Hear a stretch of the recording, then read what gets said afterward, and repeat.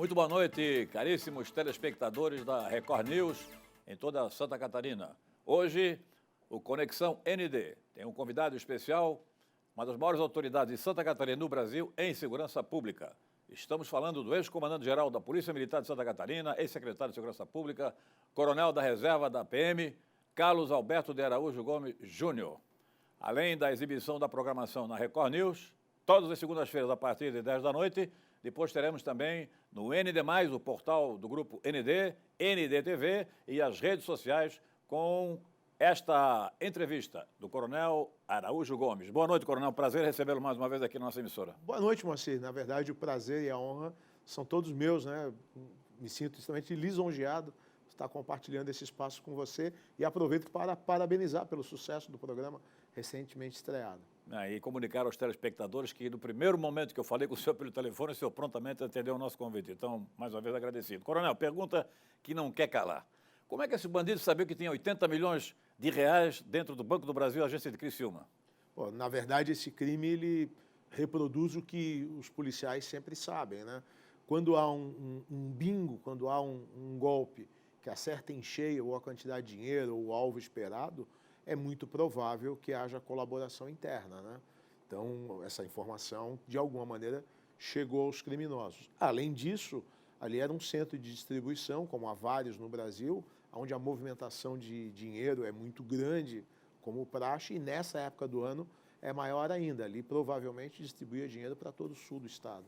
Na sua avaliação, com a sua experiência, de alguma maneira falhou a inteligência policial? Outro dia, utilizei uma figura de linguagem. Ela não falhou, ela deixou de ter sucesso, o que é diferente pela complexidade do desafio da inteligência em antecipar um golpe ou um crime que é minuciosamente preparado, né? Outro dia usei a expressão, é como pescar sardinha no oceano.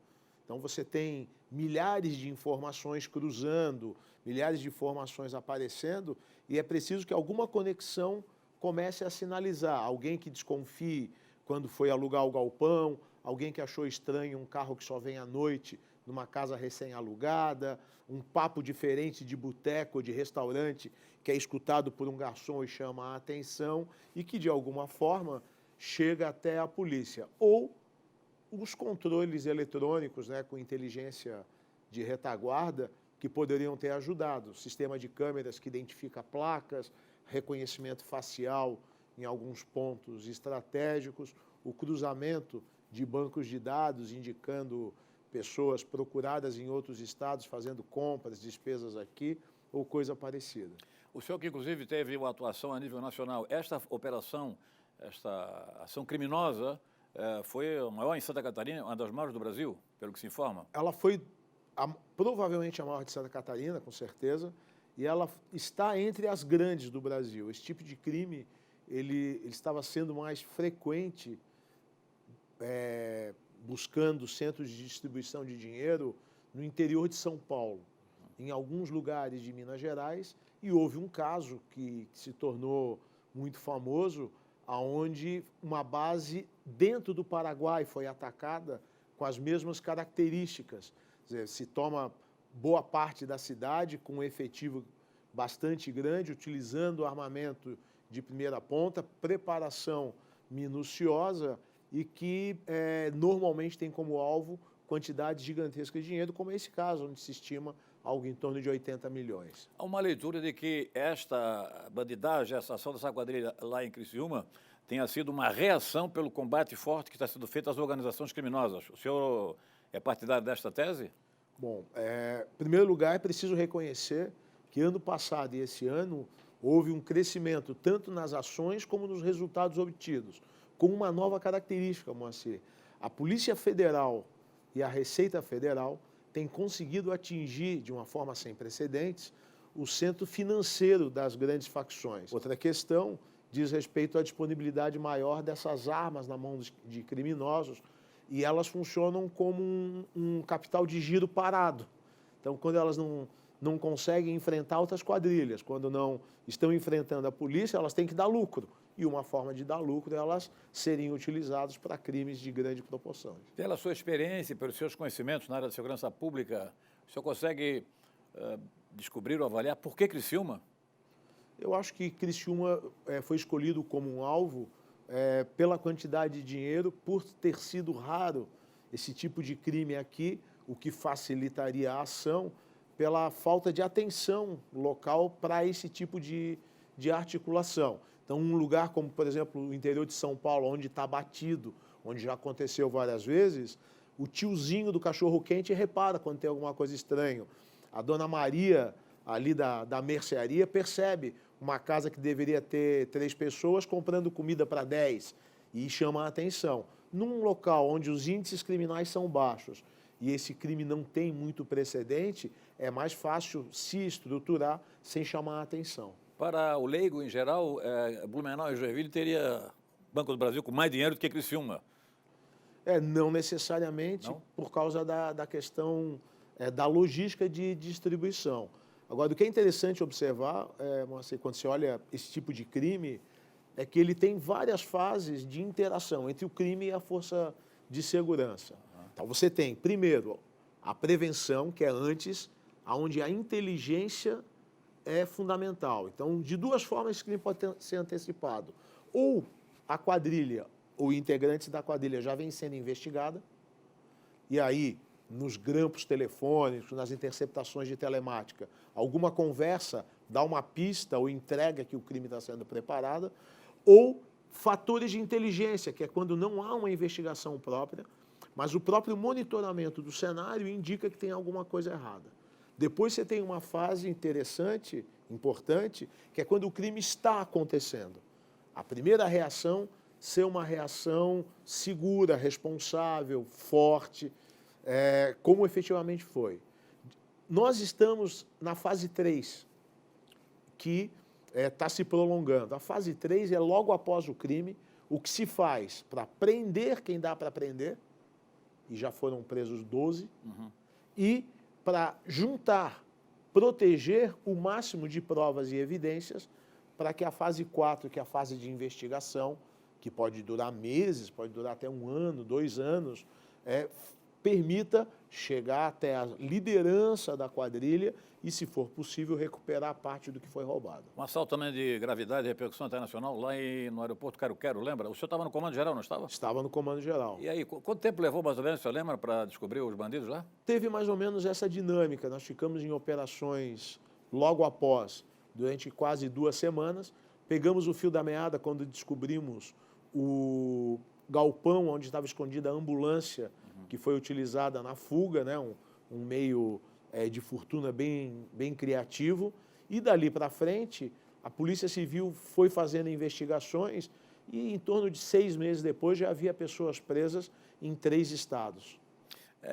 Outra questão também que os leigos costumam levantar, que o senhor pode dar alguma resposta, que é o seguinte: para identificar, às vezes, o caixa 2 bilionário na área política, eleitoral, etc., etc., ou para a Receita Federal atuar, normalmente fala-se uma expressão americana muito conhecida, inglesa muito conhecida, né? Follow the money. Siga o dinheiro. Siga o dinheiro. Nesse caso lá, Coronel, pela sua experiência também, muito dinheiro daqueles 80 milhões certamente está em série dentro do Banco do Brasil. Nesse caso, é possível seguir essa máxima? Siga o dinheiro? Na verdade, é possível de várias maneiras. Primeiro, pelo próprio numerário, e as notas, as cédulas. Segundo, esse dinheiro ele é dinheiro demais para continuar ilegal, ele vai ter que, de alguma maneira, ser lavado. Então, o acompanhamento pelo Banco Central, pela Receita, pela própria Polícia Federal e a Polícia Estadual de movimentações de lavagem de dinheiro também podem ser utilizados. Terceiro, principalmente os participantes médios da quadrilha acabam se entregando com aquisições, com gastos incompatíveis, e isso acaba chamando chamando a atenção de inteligência local. Então, vamos supor que um dos pilotos de fuga fosse lá do interior de São Paulo, e ele é um vagabundinho conhecido pela polícia local. Sumiu 1 semana, voltou, comprou carro novo, comprou apartamento, tá pagando festa na noitada, e a inteligência acaba pegando isso, né? E, por último, vale a pena destacar que esse dinheiro, muito dele ele é gasto com a própria logística do crime. Ele volta para o crime. O aluguel das armas, pagar quem roubou os carros. Eles fazem muitos pagamentos adiantados de locais, porque como eles não podem fazer, por exemplo, um aluguel normal, eles oferecem um valor maior à vista adiantado para que os imóveis sejam alugados. Então vai ficando muito dinheiro pelo caminho. Coronel Gomes, pergunta que não quer calar também. E como evitar esse tipo de operação com essa violência, com aquele terror, aquele pânico que eles deixaram registrado lá em Criciúma? Nós temos na minha visão, três momentos diferentes para isso. Primeiro, é preciso analisar tudo o que aconteceu e verificar de que maneira Santa Catarina pode melhorar mecanismos de monitoramento e de inteligência para pegar o que nós não pegamos. Vou dar um exemplo. Não há um controle centralizado das hospedagens em hotéis. Se houvesse, seria mais fácil detectar hospedagens estranhas ou de pessoas procuradas. Não há controle do aluguel de residências para períodos curtos. Nem todos os aluguéis são feitos por corretores certificados. Será que se houvesse um controle maior disso, não dificultaria a logística? O aluguel de carros por pessoas informais, por particulares, sem estarem com empresa constituída e todos os controles de uma empresa. Segundo, o controle do espaço público, aumentar o número de câmeras com inteligência de retaguarda, reconhece placas, padrões. Há sistemas que permitem, por exemplo, que a câmera identifique se o mesmo carro passar várias vezes na frente da agência, criando um padrão. Tudo isso poderia ajudar a detectar. Segundo, o protocolo de resposta durante o assalto. Alguma coisa poderia ter ajudado os policiais, no momento em que o assalto estava ocorrendo, para eles darem uma resposta efetiva? Vou dar um exemplo. O uso de drones teria colaborado? E nós chegamos a usar na Oktoberfest para ver a questão de eventos. Usamos em alguns dos assaltos do ano passado para testar a integração deles com helicóptero e assim por diante. E, por último, o pós-assalto. Algumas coisas nós já colhemos de bom do que foi feito no passado. Por exemplo, nós aprendemos que as tropas especiais que vão para o local do assalto não devem ter prazo para voltar. Era muito comum 1 dia, 2 dias e, olha, acabou, agora é a parte da investigação. A experiência do ano passado e retrasado mostrou que as tropas especiais acabam pegando criminosos 5, 6, 8 dias depois, quando atuam de maneira continuada. Foi o que aconteceu, por exemplo, com prisões que aconteceram no Rio Grande do Sul. Coronel, a segunda fase, durante a operação, foram 2 horas, né? Não poderia ter sido algum policial lá comunicado, sei lá, o Exército, Marinha, mobilizar as forças de segurança para poder tentar, de alguma maneira, no mínimo, acompanhar o destino dos bandidos? Eu não tenho detalhes da operação, então eu vou falar do ponto de vista conceitual. Isso. Nunca há uma ordem de não confronto, que foi um tema que foi levantado por alguns. A ordem não é de não confronto. O que acontece é que cada equipe, cada comandante, taticamente, avalia a possibilidade de sucesso do confronto e a questão dos danos colaterais. A Polícia Militar de Santa Catarina é uma polícia agressiva. No meu comando, né, do período que eu estive no comando, ela foi muito agressiva em relação aos criminosos, mas ao mesmo tempo é muito responsável, tanto que nós não temos danos colaterais. Não há pessoas feridas por tiro perdido, não há pessoas erroneamente alvejadas, justamente porque os nossos protocolos táticos, o treinamento da tropa da ponta é muito bom. O que há que se verificar é se o plano de cerco foi ativado de maneira efetiva. Isso eu não digo confronto, eu digo alguém que pudesse, da polícia, que acompanhar os... Eu creio que o uso de drones naquela noite, pelas equipes táticas, teria feito bastante diferença. Quando a outra questão grave, que não aconteceu só nesse terrorismo dos bandidos da quadrilha lá em Criciúma, mas acontece com muita frequência no Rio de Janeiro, em São Paulo e outras cidades brasileiras de grande porte, é o desequilíbrio entre as forças policiais e os equipamentos usados pela bandidagem. Eu gostaria que o senhor fizesse uma análise a respeito desse problema logo em seguida após o nosso comercial.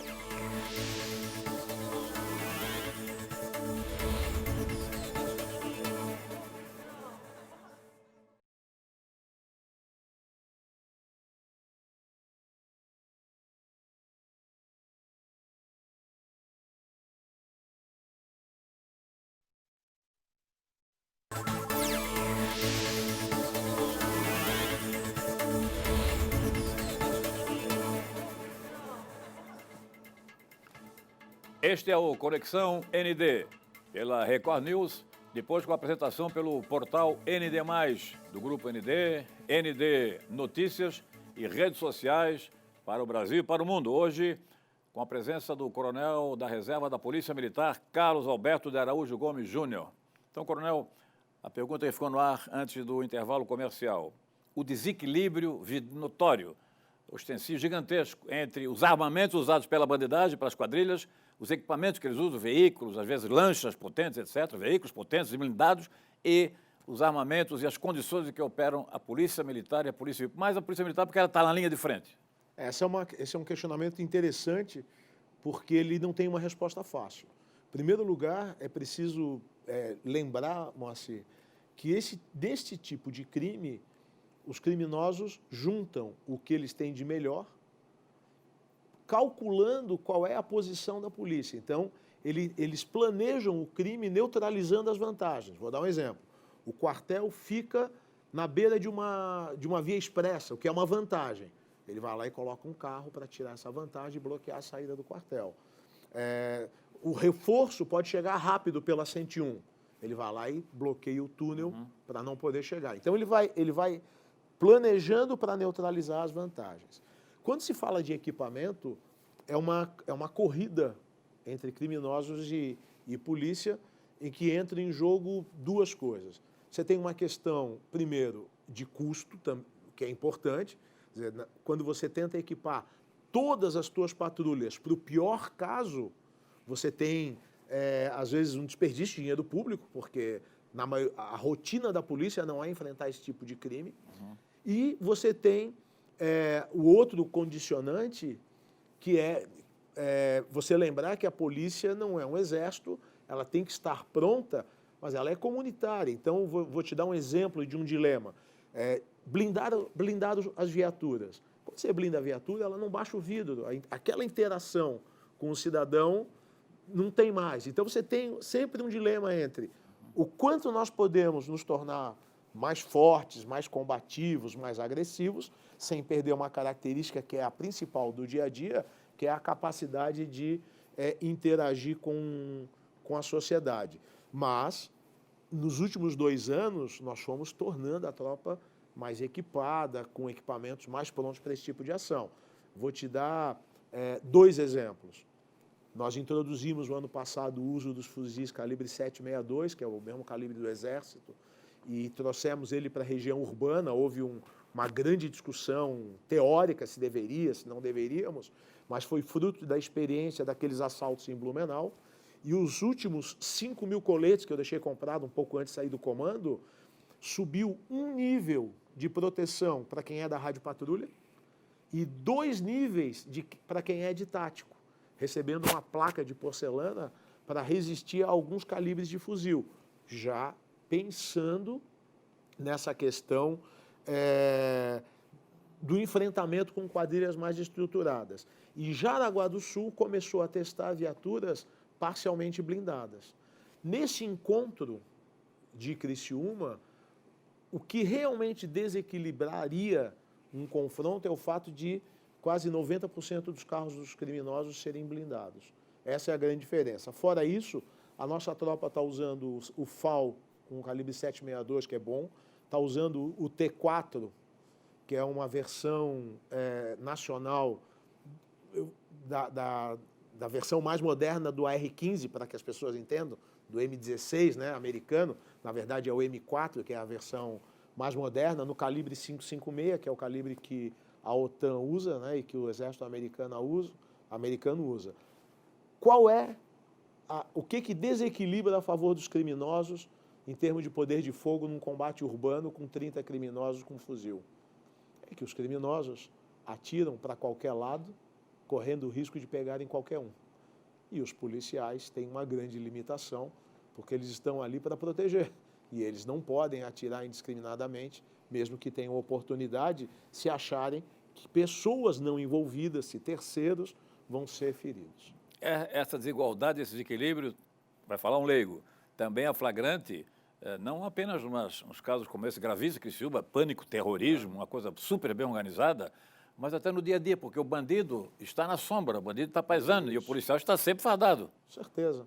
E aí eu até aproveito para citar um caso que está tendo grande repercussão nas redes sociais, que é uma cena que eu vi várias vezes, mas nunca com esse desfecho, do policial carioca que entra num mercadinho porque tem uma denúncia de roubo e a câmera captura o criminoso escondido atrás de uma prateleira, vê o policial passando e sorrateiramente sai, dá um tiro na cabeça do policial e corre. Quer dizer, essa realidade vai até uma escala muito grande. Por isso, uma ação como essa, Moacir, ela não pode ser avaliada pelas 2 horas que os criminosos estavam lá.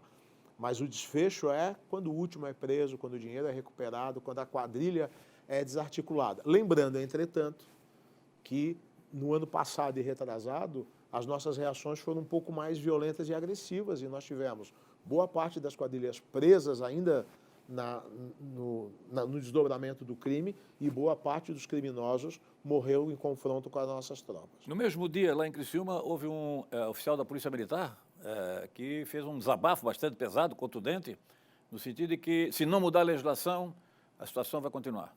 A bandidagem vai continuar com muita audácia. Coronel Barreto, que foi quem fez o desabafo, que é um policial experiente, antigo, um veterano e um arrumador de cidades por onde ele passou, ele baixou os indicadores, melhorou as condições materiais da tropa local, ele falou algumas verdades. É preciso que o brasileiro perceba que, através do voto e do acompanhamento da atividade legislativa, ele precisa cobrar as mudanças necessárias. Ao longo dos últimos anos, nós fomos vendo alterações da legislação que tornaram muito mais difícil a atividade policial e muito mais insegura do ponto de vista jurídico.